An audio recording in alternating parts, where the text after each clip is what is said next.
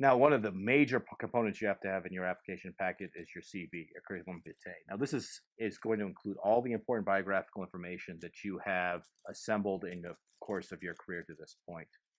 You should really provide a short summary at the beginning of the CV that covers those key items, the things that are really going to be drive the reviewers to realize you will be a good candidate. This is essential because your CV will be relatively long, and you want to catch them very early as they're reviewing it, and that they can realize you're an excellent candidate.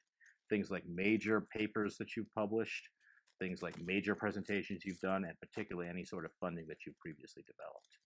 After that, you can break this down into several different general sections. You can find a lot of examples of this on our online resources, as well as plenty of other online resources. But in general, you want to talk about the education, employment that you've had before, the sort of training steps that you've had, emphasize major awards and honors. The publication list is key there. You might want to include some impact factors for some of the journals, particularly if they're very high impact factor journals.